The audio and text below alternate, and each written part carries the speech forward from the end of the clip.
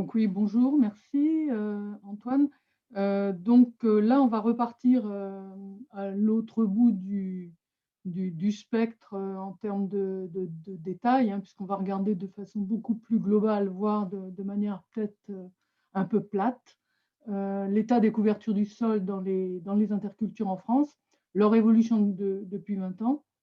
Grâce au traitement statistique que Rémi Ballot a pu réaliser sur les bases de données du ministère de l'Agriculture, donc les enquêtes pratiques culturales, grandes cultures et prairies, qui sont disponibles sur plusieurs années. Je vais vous en donner quelques éléments sur les aspects statistiques. Euh, la statistique, en gros, entend par couvert végétal l'usage qui est fait de l'interculture entre deux cultures. Et elle distingue 4 états de cette interculture: le sol nu, les repousses, hein, qui ont été évoquées plusieurs fois du précédent, la culture dérobée, il y en a très peu quand elle est récoltée, et la culture intermédiaire sur laquelle on va plus se cibler. Donc au cours du temps, il y a certaines définitions qui ont évolué, et du coup on a dû s'adapter. Les séries temporelles démarrent en 86, mais avant 2001, les données sont vraiment très lacunaires. Donc, parallèlement à cette évolution statistique, il y a le règlement, les réglementations que je rappelle ici parce qu'elles impactent quand même pas mal ces évolutions de surface autour de la directive nitrate, surtout au moment de la procédure contentieuse entre la Commission européenne et l'État français en 2001, dans l'Ouest, hein, en Bretagne en particulier, qui impose des couverts végétaux dans les zones d'application complémentaires, donc dans les zones sensibles à l'eau. Puis la couverture hivernale des sols en 2012 est obligatoire pour couvrir 100% des sols dans ces zones vulnérables. Et en 2014, l'interculture longue doit avoir moins de 20% de repousse. Et puis les intercultures courtes sont aussi désignées, hein, destruction mécanique, etc.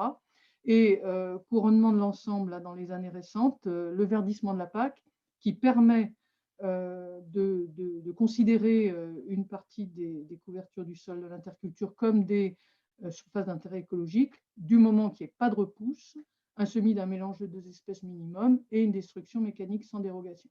Donc on verra au cours des slides suivantes que éventuellement ces aspects réglementaires ont été relativement importants dans l'évolution des surfaces en question. Donc on va regarder 4 choses: l'évolution des surfaces totales, les cultures intermédiaires, hein, avec l'évolution des espèces et des modes, des pratiques culturelles sur ces espèces, une tentative de typologie que Stéphane Cordeau, Rémi Vallot et moi-même avons fait, un peu avec aussi les appuis des travaux d'Arvalis que Jérôme Labroche nous a communiqués, pour essayer de caractériser, en gros, 3 profils de couverts végétaux dont on gardera la répartition dans le territoire français. Donc, sur l'évolution des surfaces totales, sans surprise, on a une généralisation des couvertures végétales sur les intercultures longues, sauf le petit morceau de gris là, qui reste de gris sombre en 2017, qui est encore du sol nu, hein, qui sont les dérogations d'un certain nombre de cultures. Donc, principalement, cette extension se fait sous l'effet des repousses, qui restent quand même à 25%, hein, des surfaces des intercultures, et des cultures intermédiaires, donc la partie orange en bas, qui atteint les 20% aujourd'hui.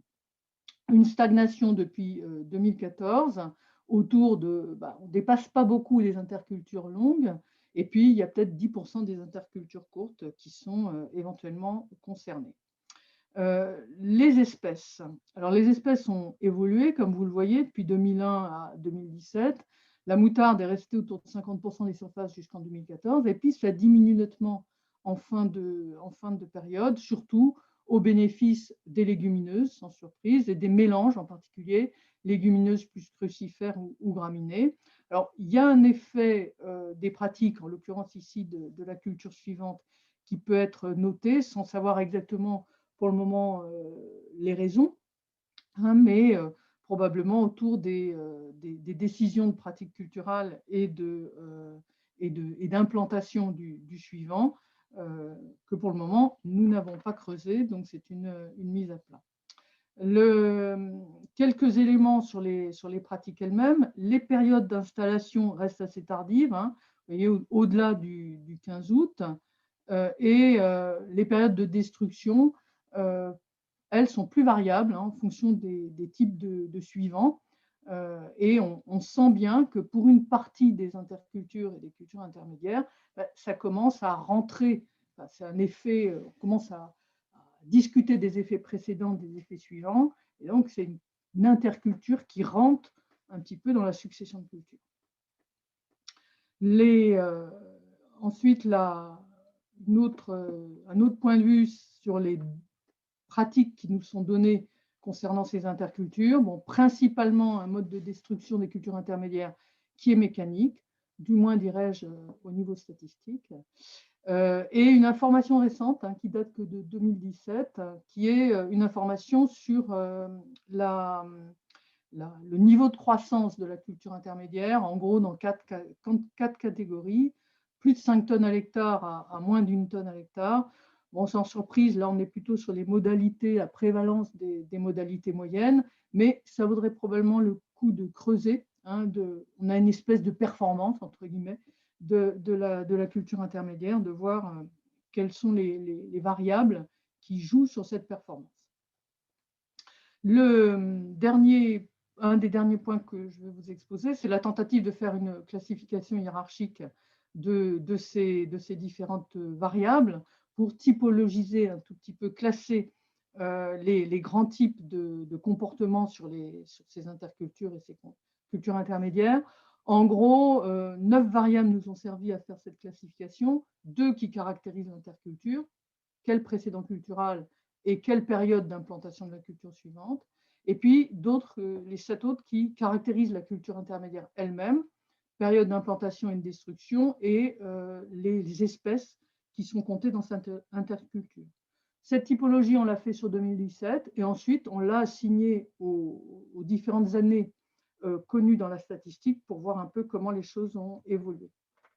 Donc, les caractéristiques de ces différents types sont d'abord les espèces qui sont semées dans la culture intermédiaire, dominantes de moutarde dans le premier type, plutôt des graminées dans les 2 autres types, et les légumineuses et mélanges qui sont assez dominantes dans le type 2.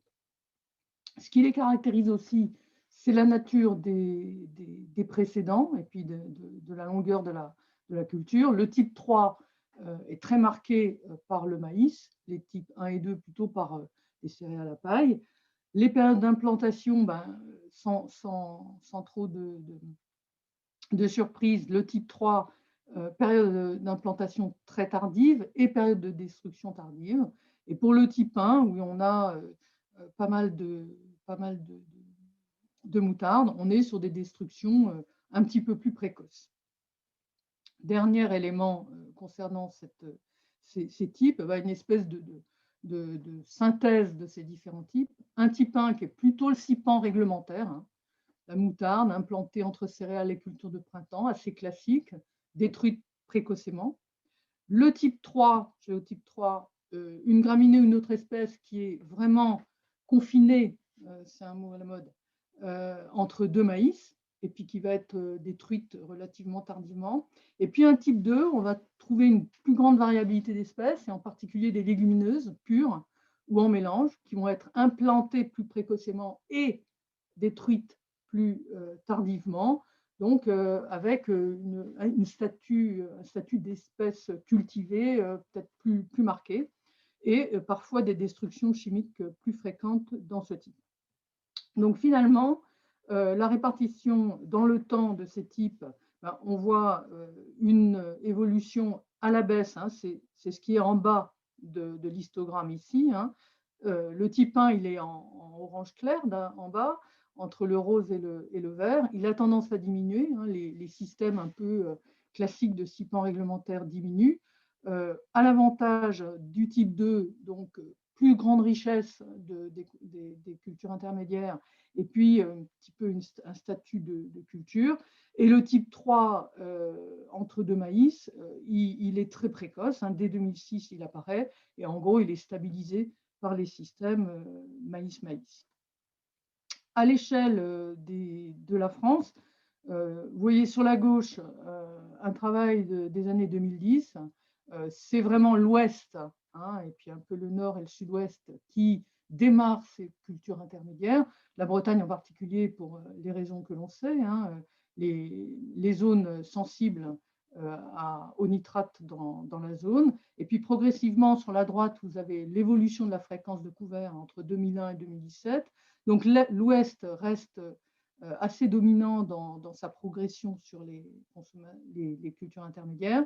Et puis l'Est, la Bourgogne, la Champagne-Ardenne, la Lorraine développent progressivement plus fortement les cultures intermédiaires. Le centre, ce qu'on va voir dans les slides suivantes, reste plus modeste sur ces développements.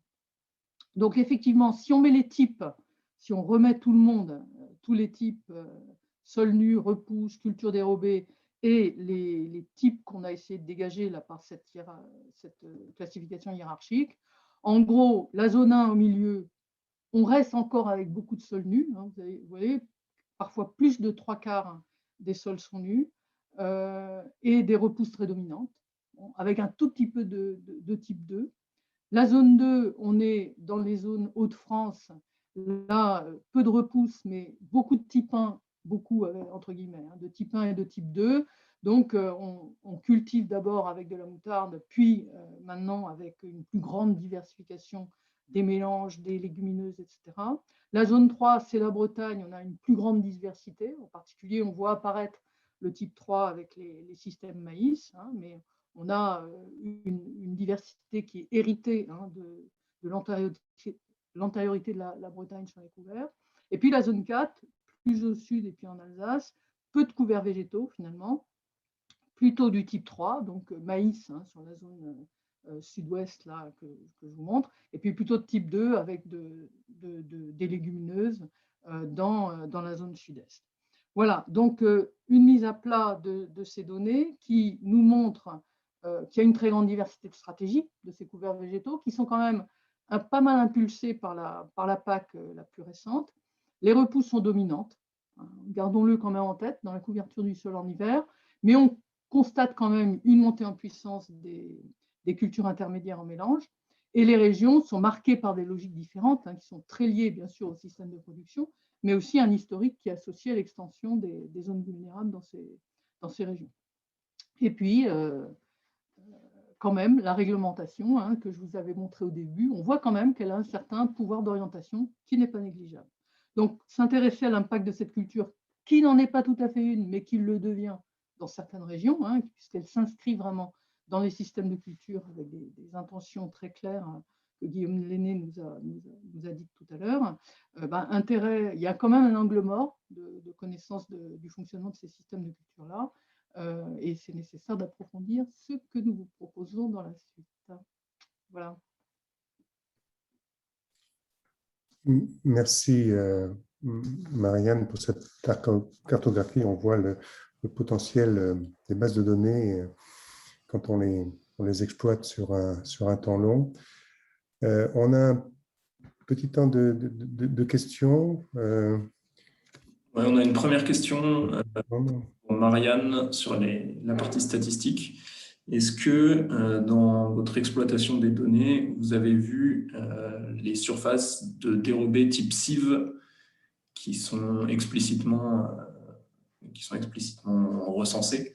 Parce que du coup, avec la mise en place des méthaniseurs, est-ce que ça peut impacter au niveau statistique ces évolutions de couverts, en particulier dans l'Est?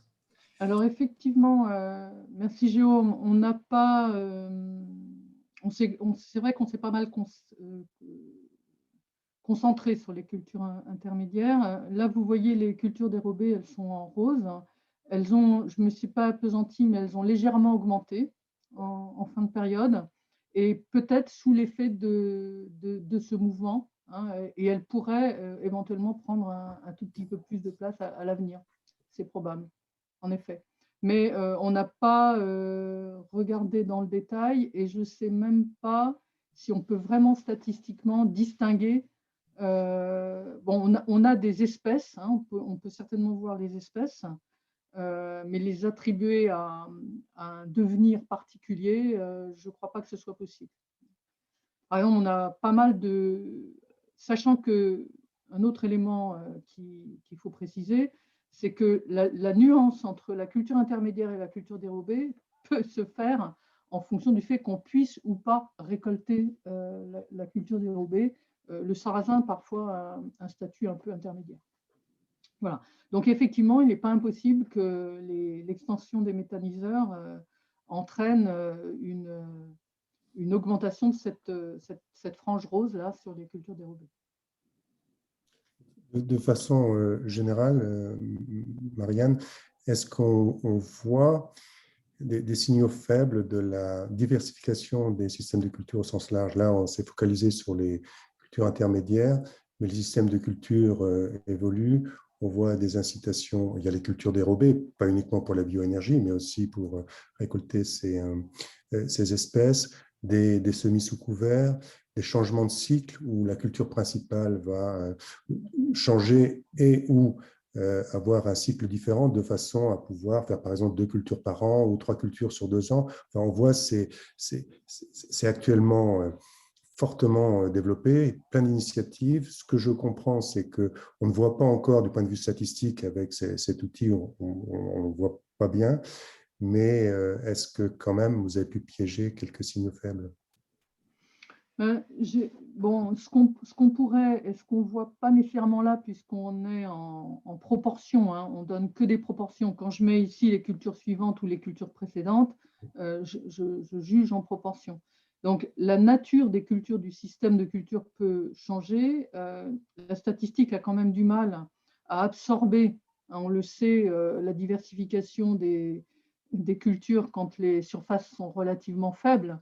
Et donc, il y a souvent une case autre culture qui peut être relativement importante. Sur les semis sous couvert, alors là, je me tourne vers Stéphane ou Rémi, si Rémi est là, je ne sais pas s'ils sont notés spécifiquement dans la statistique. Mais par contre, la diversification des types de, enfin le type 2, hein, dont on parle beaucoup à la fin, il est quand même un signe que cette interculture devient quelque chose de vraiment intégré au système de culture. C'est-à-dire le soin qui est donné au choix des mélanges, au choix des espèces qu'on va utiliser, quitte à les pousser éventuellement, et les données sur les performances nous en diront plus, quitte à les pousser un peu plus pour en faire une production. Et là, probablement, statistiquement, ça basculerait dans du dérobé, donc tout sera un peu ambigu. Je pense que là, oui, il y a une extension. Il y a une extension liée à la diversification. Et sinon, 2 cultures dans l'année, au moins donner à cette interculture autre chose qu'un statut secondaire. Je crois que oui. Probablement un élément à prendre en compte dans nos réflexions. Oui. C'est quelque chose qui va s'intensifier assez vite et assez fortement. Ce qui est intéressant et encourageant, et peut-être qu'il faudra aussi donner des réponses aux gens qui font les statistiques, c'est que la statistique prend progressivement en compte les évolutions. Donc, si on a quelque chose à dire aux gens du ministère de l'Agriculture qui constituent ces statistiques, c'est maintenant. C'est-à-dire qu'effectivement, s'il y a des tendances, il faut voir comment les quantifier si possible. Ce que je peux rajouter sur ce point-là, c'est que la mention CIV, la culture intermédiaire à vocation énergétique, elle est apparue récemment en fait dans les enquêtes. Vous voyez que les enquêtes, elles évoluent. Les enquêtes pratiques agricoles sont là pour recenser, c'est du recensement agricole. Du coup, elles évoluent aussi au gré des innovations dans les pratiques agricoles. Elle a une vocation à être représentative à l'échelle de la France, donc ça, c'est son gros avantage. Par contre, du coup, notamment les dichotomies, mélange, espèces pures, etc., la classification des couverts, elle évolue au fur et à mesure du temps. Et cette appellation CIV est apparue très, très récemment dans les dernières enquêtes. Donc, c'est peut-être pour ça qu'on n'en voit pas un signal historique. Et puis, l'autre point, c'est que les enquêtes pratiques agricoles sont faites par culture. Et donc, du coup, nous, ce qu'on a extrait là, c'est la partie 3 de l'enquête par culture, et donc qui concerne la gestion de l'interculture. Donc, on a la gestion de l'interculture des blés, des maïs, des tournesols, etc. Et donc, de fait, ça ne capte pas les cives qui sont implantées en culture en pur à l'automne, par exemple, et qui ont vocation à être exportées, puisque là, du coup, vu qu'il y a une vocation d'exportation, ça ne rentre pas exactement dans la même cadre-là que la valorisation d'un dérobé sous forme de cive. Par contre, vu qu'on est dans un webinaire sur la gestion des adventices, on ne le traitera pas trop par la suite, on pourra en reparler dans la table ronde si on veut, mais on peut imaginer que cette exportation sous forme de valorisation énergétique ait un intérêt pour la gestion de la flore adventice, comme l'a mentionné l'agriculteur tout à l'heure, lié à ces exportations de fauches qui peuvent permettre de gérer la flore. Moi, je voulais juste rajouter, j'ai trouvé intéressant le fait que la notion de rendement devient importante dans les couverts, la performance, tu as dit, Marianne. Je suppose que dans les systèmes, est-ce qu'il y a une typologie par rapport à cette performance, par rapport au système de culture? Est-ce que c'est plus prégnant dans les systèmes polyculture élevage? Là, on se dit qu'il faut vraiment produire parce que ça peut participer à l'équilibre de mon système fourrager. Ou dans les grandes cultures, justement, parce que les cives, elles doivent produire aussi. Alors, c'était une idée qu'on avait avec Stéphane et Rémi d'aller voir dans quelle mesure la donnée sur la performance pouvait être rapportée à une certaine forme de typologie. Là, il n'y a qu'une année, si je ne m'abuse, hein, Stéphane. Et pour le moment, on ne l'a pas fait, mais ça peut vouloir le coup, oui, déjà de regarder. La crainte que j'ai, c'est que dans l'analyse, comme c'est des analyses un petit peu qualitatives, hein, on désigne que c'est moyen ou fort de manière un petit peu qualitative, il faudrait vérifier que ces données ont une certaine forme de fiabilité. Oui, effectivement, dans l'enquête PK, l'agriculteur répond à la personne qui l'enquête pour savoir quel est le niveau de croissance estimé de la culture intermédiaire selon 4 niveaux qualitatifs, faible, inférieur à 1 tonne, moyen de 1 à 3 tonnes, de 3 à 5 tonnes ou très fort, supérieur à 5 tonnes. Donc, c'est une notion de productivité à l'hectare. Et vu qu'on est là aujourd'hui pour parler de gestion de la flore adventice, vous verrez tout à l'heure que dans les présentations que l'on fera avec Delphine et Guillaume, que cette notion de productivité de biomasse renseigne pas forcément toujours de la capacité suppressive des couverts, mais plutôt de potentiel d'un milieu à produire de la biomasse, ce qui est déjà très intéressant et très informatif parce que c'est très localisé du coup et représentatif de la France puisque les enquêtes PK sont représentatives de la France. Mais du coup, je pense que c'est intéressant de creuser cette donnée-là, qui par contre, Marianne, existe depuis 1994 pour le coup. Ah d'accord. Je pensais qu'elle était... Il y a encore deux questions. On retient quand même là qu'il y a effectivement des suggestions à faire sur la question des statistiques qui ne sont pas forcément bien adaptées à l'évolution des systèmes de culture. Il y a deux questions en fait qui portent sur le bio, sur la corrélation des types de couverts avec les surfaces en bio. Est-ce que les données statistiques permettent d'étudier ce lien donc entre type de couvert et surface, en lien notamment au fait que des dérogations pour les sipans sont possibles en bio? C'est la première question. Et puis, deuxième question, je vais poser parce qu'ensuite, il va falloir qu'on passe à la séquence suivante. Emmanuel Excel, je suis assez étonné de constater que 80% des surfaces sont détruites par action mécanique, alors que l'usage du glyphosate est resté significatif ces 20 dernières années. Est-ce qu'il n'y a pas sous-déclaration? Deux questions, le lien avec le bio et puis l'importance de la destruction mécanique.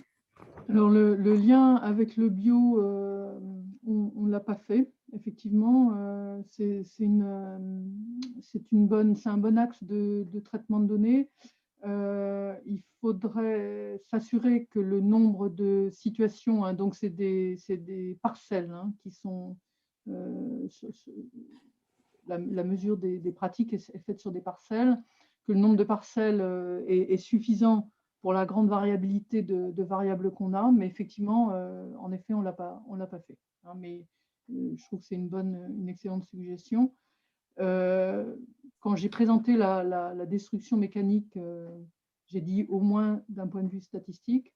Donc effectivement, comme vous, je suis un peu étonnée. Ceci étant, là, on est bien d'accord qu'il s'agit de la destruction mécanique des cultures intermédiaires et non pas de l'ensemble des intercultures qui couvre aussi la partie repousse. Donc, vous avez vu l'importance, hein, qu'il reste encore 20-25% de l'interculture. Donc, à voir, à creuser, en effet, de manière plus détaillée, puisque, effectivement, on peut voir un tout petit peu plus d'épandage que ce qui apparaît là dans les parcelles d'interculture. Je fais le pari que c'est aussi en partie sur les repousses. Voilà. Peut-être qu'il y a quelques sous-déclarations.